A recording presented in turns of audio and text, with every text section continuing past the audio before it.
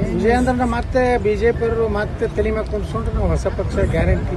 ಅಲ್ಲಿ ಸದ್ಯ ಬದಲಾವಣೆ ಸರ್ಕಾರ ಬಹುಮತ ಬರೋದು ಗ್ಯಾರಂಟಿ, ಕರ್ನಾಟಕ ಉದ್ಧಾರ ಆಗೋದು ಗ್ಯಾರಂಟಿ. ಅಲ್ಲಿ ಇನ್ನೂ ವಿಜಯೇಂದ್ರ ಬದಲಾವಣೆ ಇಲ್ಲ ಅನ್ನುವಂಥ ಮಾತುಗಳು ಕೇಳಿದೆ. ಬದಲಾವಣೆ ಮಾಡೋದು ಬಿಡೋದು ಆ ಪಾರ್ಟಿಯವ್ರಿಗೆ ಸಂಬಂಧ ರೀ.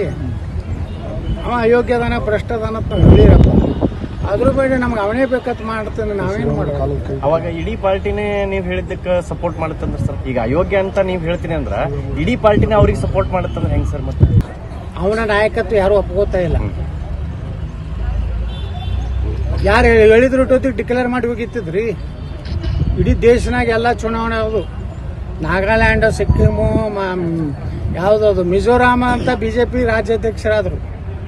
ಕರ್ನಾಟಕ, ಅದು ದಕ್ಷಿಣ ಭಾರತದಲ್ಲಿ ಬಿಜೆಪಿಗೆ ಏನಾರೇ ನೆಲೆ ಇರುವಂತ ರಾಜ್ಯ ಅದು ಕರ್ನಾಟಕ.